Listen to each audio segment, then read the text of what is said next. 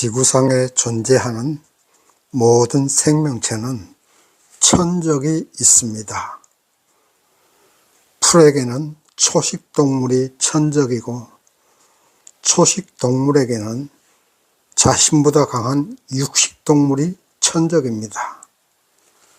그러나 이런 천적이 있음에도 불구하고 풀은 여전히 그 강인한 생명력으로 자손들을 번성시키고 있습니다.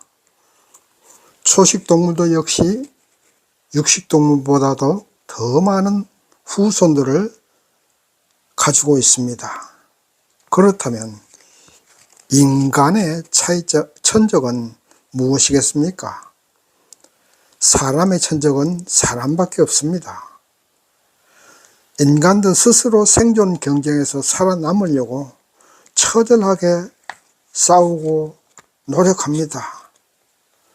그렇게 힘들게 살고 있는 인간들이지만 그럼에도 지구상에는 인구가 폭발적으로 증가하고 있습니다. 오늘 본문 고린도전서 9장은 바울이 고린도 교회 안의 거짓 선생들의 비난에 대한 답변과 바울이 무엇 때문에 사는지 삶의 의미와 이유를 말씀하고 있는 내용입니다. 조금 전에 인간의 천적은 인간이라고 했습니다. 그래서 치열한 생존 경쟁에서 이기고 살아남으려고 땀 흘리고 피나게 노력하고 있습니다. 그러나 아무리 살기 힘들고 생활 환경이 어려워도 삶의 의미가 분명하고 꿈이 있고 목표가 있는 사람은 결코 죽지 않습니다. 포기하지도 않습니다. 반드시 그 꿈과 목표를 이루고 말지요. 그러므로 인간이 살아가는 동력은 그 사람의 꿈이고 목표이고 삶의 의미와 이유가 되는 것입니다. 이것이 없는 사람은 아무리 부자라도 또한 아무리 좋은 환경에서 살아도 스스로 삶을 포기하고 마는 것입니다. 오늘 본문 고린도전서 9장은 공부하면서 우리 삶의 의미와 목표를 다시 한번 상기하고 그 꿈과 목표를 위해서 달려가는 우리가 되기를 소망합니다. 그럼 첫 번째로 바울을 비난하는 자들에 대한 답변에 대해서 보겠습니다. 본문 말씀 고린도전서 9장 3절에서 5절까지 보겠습니다.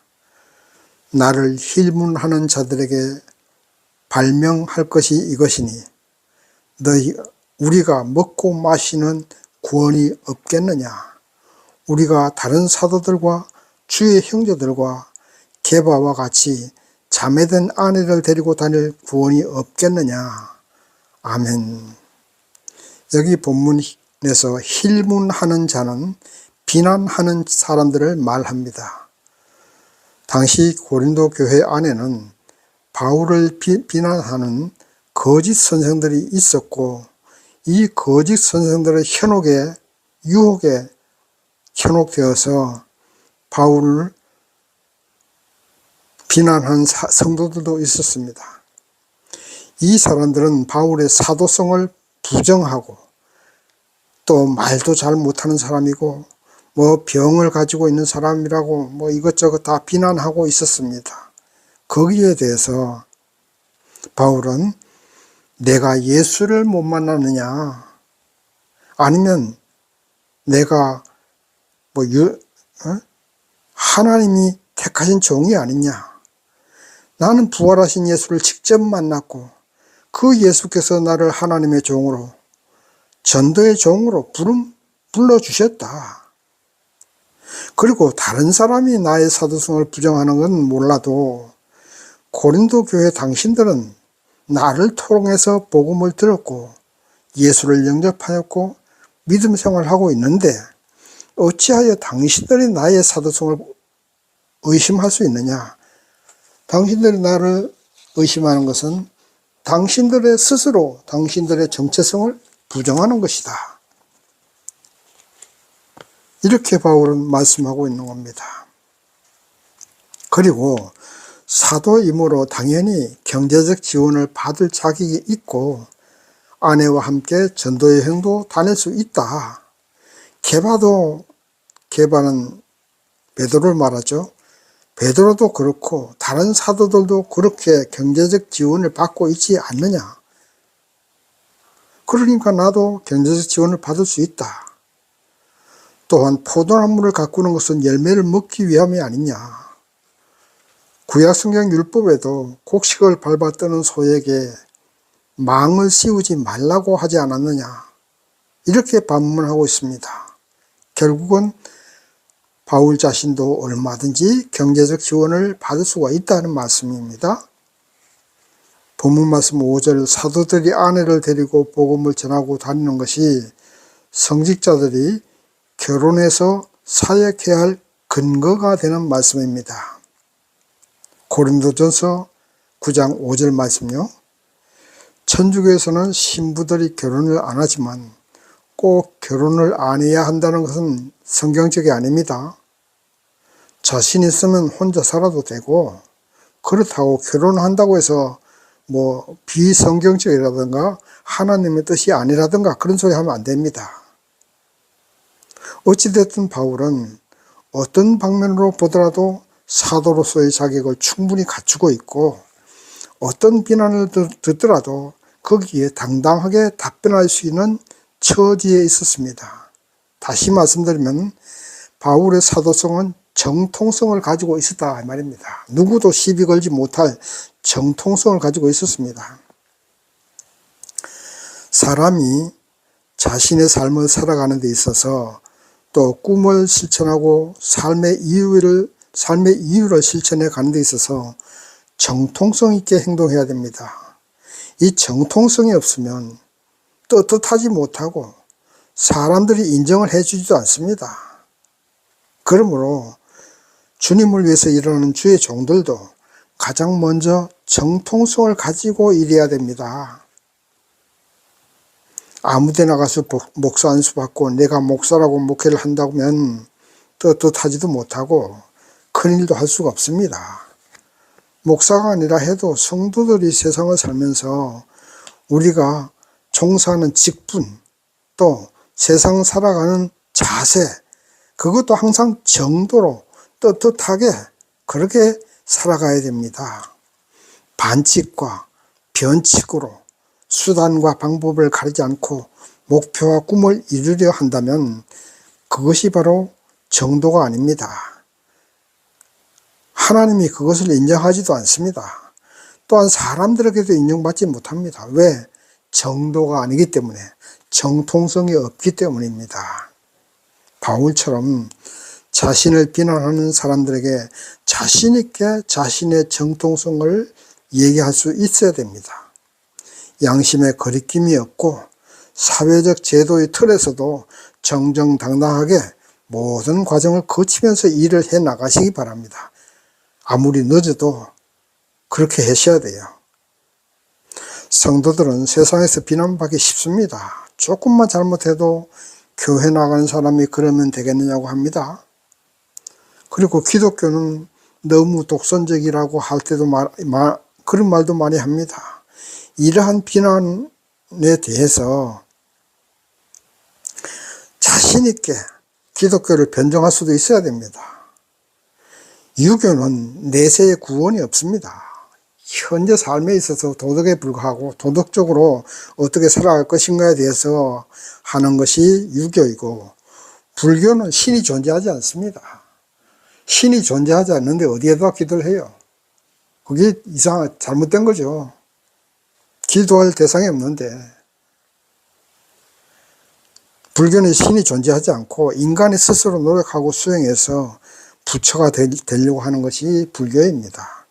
오직 기독교만이 유일한 하나님, 유일신 하나님이 존재하고 인간의 몸으로 오신 예수께서 인간의 죄를 대신 지시고 십자가에 못 박혀 죽으셨습니다. 우리의 죄를 대신해서 대속제물로 자신의 몸을 드렸습니다. 그리고 3일 만에 부활하셔서 하늘보좌 우편에 계시고 지금 이 시대는 성령 하나님께서 우리를 보호하시고 인도하시는 확신 있는 신앙으로 그렇게 기독교를 변정할 수 있어야 되고 그런 자세로 복음을 전해야 됩니다. 바울처럼 당당하게 자신의 사도성을 자랑한 것처럼 당당하게 살아가세요. 나는 하나님의 자녀이고 천국 시민이라는 사실을 당당하게 고백하고 살아가시기를 바랍니다. 두 번째, 바울의 사명감에 대해서 보시겠습니다. 본문 말씀 16절 말씀 보면 내가 복음을 전할지라도 자랑할 것이 없으면 내가 부득불할 일임이라. 만일 복음을 전하지 아니하면 내게 화가 있을 것임이라. 아멘.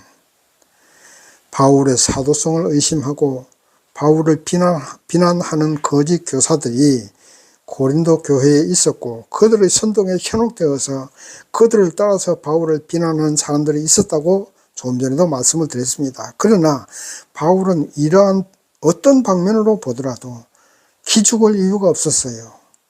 그는 정통성이 있는 유대인이고 또 부활하신 예수를 만났고 예수께서 그를 하나님의 종으로 인정했고 성령께서 그와 함께 하셔서 병자도 치유하고 귀신도 쫓아내고 그렇게 하면서 온 세상에 복음을 전하게 되었고 고린도 교회도 그가 전도해서 설립된 교회입니다.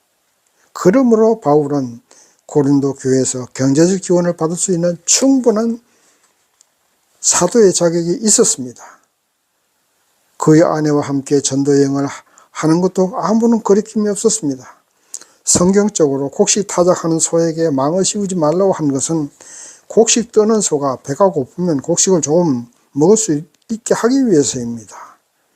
포도원을 가꾸는 것은 포도 열매를 먹기 위해서입니다. 성전에서 구약성경에 성전에서 일하는 레위인과 제사장들은 성전 재물을 먹고 살았습니다. 그들에겐 땅을 주지 않았어요. 그러므로 바울은 경제적 지원을 받는 것이 당연합니다. 그럼에도 그는 경제적 지원을 받지 않았습니다. 왜냐하면 혹시라도 그런 돈 문제로 시험에 드는 성도가 있거나 복음 전파에 방해가 될까 하는 그런 생각이 있었기 때문에 경제적 지원을 거부했다 이 말입니다. 그래서 그는 오늘날로 말하면 알바죠, 알바. 스스로 돈을 벌었어요. 스스로 모든 전도여행에 필요한 경비와 자기가 먹고 살 생활비를 다 벌어가면서 그렇게 복음을 전도했던 것입니다. 왜냐하면 복음을 전하지 않으면 하나님이 그에게 벌을 내릴 것이라고 생각했기 때문에 죽어도 복음 전도, 살아도 복음 전도해야 된다는 투철한 사명감이 있었던 것입니다.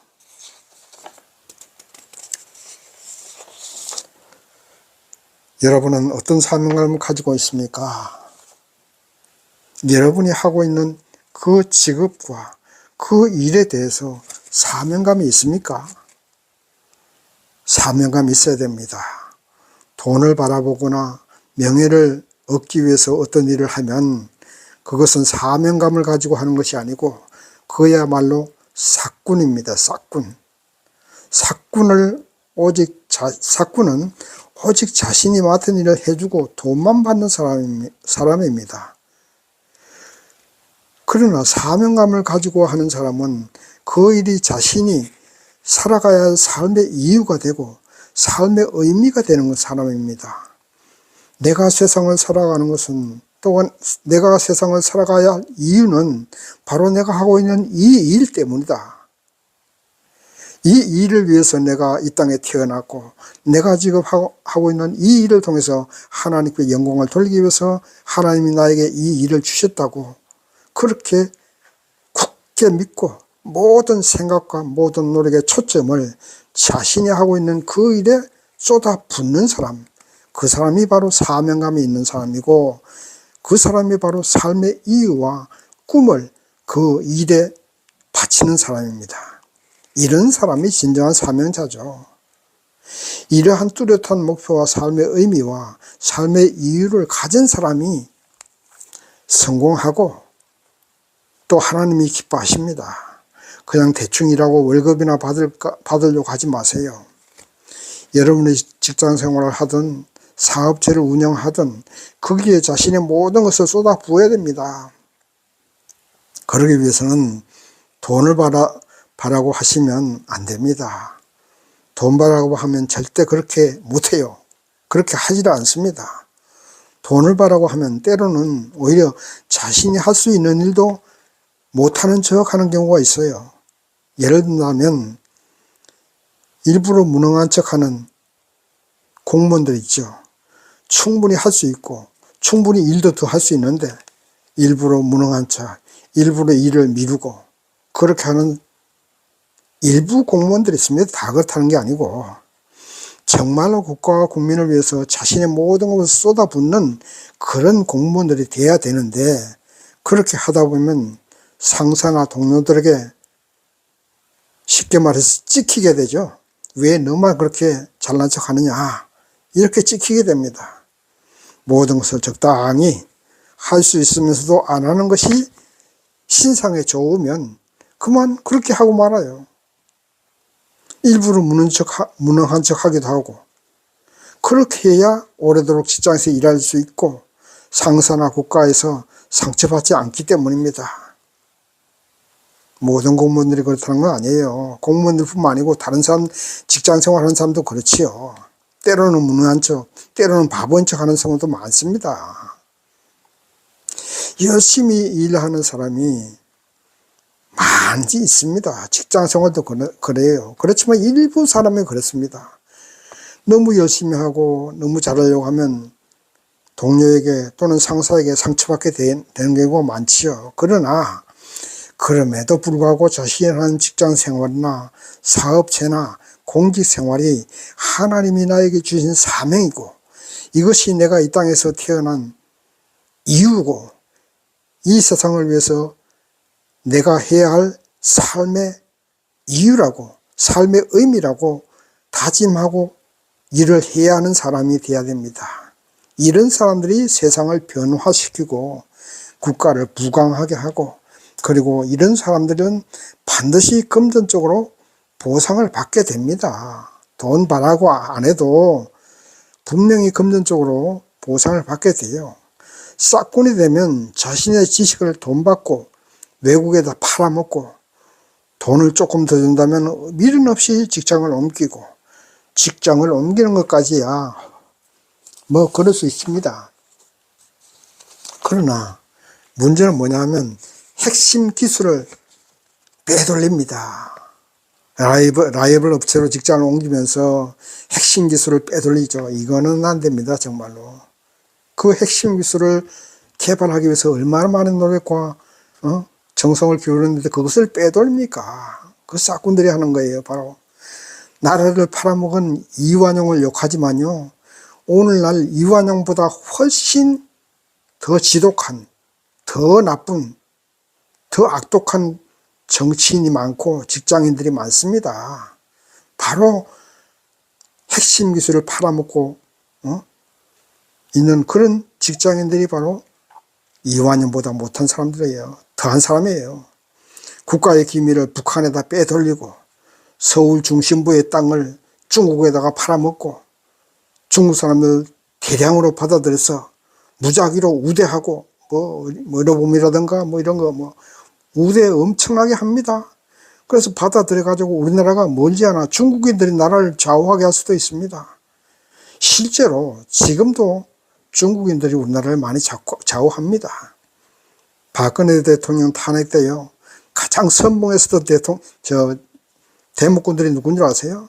중국인들입니다. 부정선거 중국인들입니다. 결국 뭡니까? 지금 우리나라가 좌우하는 게 중국이에요. 사꾼 정치인들을 뽑아주니까 이 나라가 이 모양으로 되는 겁니다. 국민들이 참 깨어나야 되는데 답답합니다. 중국은요, 전쟁에서만 인해 전술을 펼치는 것이 아니에요. 말썽 있고 혼란한 지역, 다시 말씀드리면 홍콩이나 티베트 아니면 신장 위구르 지역 이런 데가 주로 독립하려고 하는 지역이거든요. 홍콩이 한참 시끄러웠죠. 그러나 요즘 잔존하잖아요. 티베트도 그렇죠. 왜 그런 줄 아세요? 그곳에다가 한족을 대량으로 이주시킵니다. 공산당이기 때문에 가능해요. 그래서 한족들을 그 지역의 주류 세력으로 만들고 정치인들 돈으로 매수해서 중국화 시킵니다. 그래서 요즘 뭐 홍콩이 조용하잖아요. 티베트 독립운동 없습니다. 신장 위구르라고 저쪽에 있어요. 아주 무슬림들 그 지역도 지금 조용합니다. 참 우리나라도 정신 바짝 차려야 돼요. 멀지 않아 우리나라가 중국화 될 수 있습니다. 이거 지금 정치인들요, 여러분들 참 잘 뽑으셔야 돼요. 이거 지금 여당이든지 야당이든지 다 중국 앞잡이들이 엄청나게 많습니다. 정치인들을 매수했어요, 중국이. 참 이런 말씀 드리기가 뭐한데, 자, 다른 데로 본론으로 넘어가서 진정한 사명감을 가지고 삶의 의미를 가진 사람이 하나님의 일을 해야 되고, 또 그런 사람이 정치인이 돼야 되고, 그런 사람이 직장인이 돼야 됩니다. 그래서 나라를 위하고 국민을 위하고 하나님께 영광 돌리는 그런 신앙이 돼야 될 줄 믿습니다. 세 번째, 사명의 실천 방법에 대해서 보겠습니다. 본문 말씀 18절 이하를 보면 바울이 복음을 전하는 방법에 대해서 기록하고 있습니다. 바울은 사도로서의 충분한 권리와 능력을 가졌고 정통성을 갖췄습니다. 그런데도 경제적 지원을 거부했습니다. 스스로 돈을 벌어서 전도여행 경비를 담당했어요. 왜냐하면 혹시라도 자신이 경제적 지원을 받는 것이 복음 전파에 방해가 되고 한 사람이라도 시험이 든다면 그것은 하나님께 책망받을 일이라고 생각했기 때문입니다. 그래서 유대인에게는 복음 전할 때는 유대인같이 행동했고, 이방인에게 복음 전할 때는 이방인들이 가장 이해할 수 있는 방법으로 복음을 전했습니다. 그것은 바울은 자유인이었지만 스스로 모든 사람에게 종이 된 것은 어떻게 하든지 한 사람이라도 더 전도하려고 했기 때문입니다. 쉽게 말하면 환경에 잘 맞추어서 사명을 실천한 것입니다. 사람은 변해야 할 것이 있고 변치 말아야 할 것이 있는데 복음의 핵심은 변절시켜서는 안 됩니다. 그러나 전도여행 다니면서 전도하는 방법은 얼마든지 적절하게 변형시킬 수가 있는 것입니다. 직장에서와 사업체에서나 하나님의 영광과 내가 근무하는 직장의 발전과 국가의 발전이라는 핵심 가치를 포기해서는 안 됩니다. 그러나 그 방법에 있어서는 얼마든지 융통성 있게 변화시킬 수 있어야 된다 이 말입니다. 물을 한번 보십시오. 물이 밥그릇에 담기면 밥그릇처럼 되고 바가지에 담기면 바가지가 됩니다. 그러나 그 물의 본성이 변합니까? 물의 본성은 그대로 있습니다. 만물에게 생명을 주는 물의 본성 그대로 있잖아요. 성도들이 세상에서 하나님이 주신 사명을 가지고 일을 한다 해도 융통성 있게 변화시킬 수 있습니다. 그러나 그 방법은 그렇다는 거죠. 바울이 유대인에게는 유대인처럼 이방인에게는 이방인처럼 그렇게 복음을 전한 것처럼 성도들도 세상에서 복음을 전할 때 융통성 있게 하십시오. 너무 강하면 부러집니다. 그렇다고 너무 약하면 주저앉아 버립니다. 지는 것 같으나 이기는 사람, 그런 사람이 돼야 되고 포기하는 것 같으나 결코 포기하지 않는 끈기가 있어야 됩니다. 양보하고 이해하는 모양을 보이지만 결국은 상대를 설득하는 그런 사람이 돼야 됩니다. 어떤 일이든지 싸움과 강함은 결코 목표를 이룰 수 없어요. 목표를 이루었다 해도 그것은 오래가지 못합니다. 원수 만들지 마십시오. 대적을 만들지 마세요. 부드러운 카리스마라고 하죠. 직장에서나 사업체에서나 사회에서나 성도들은 물처럼 부드러우면서도 결코 성도로서의 본분을 양보하거나 망각하지 않고 결국은 사랑으로 승리하는 지혜로운 사람이 되어야 됩니다. 이것이 사명을 실천하는 방법이에요. 약한 것 같지만 강하고 강한 것 같지만 너무 과격하지 않고 독선적이지 않고 원수를 만들지 않고 원만하게 사랑으로 리드하면서 승리하는 성도가 되어야 할 줄 믿습니다. 이것이 바로 사명을 실천하는 방법입니다. 말씀을 정리합니다. 목표가 있고 꿈이 있는 사람은 결코 포기하지 않습니다.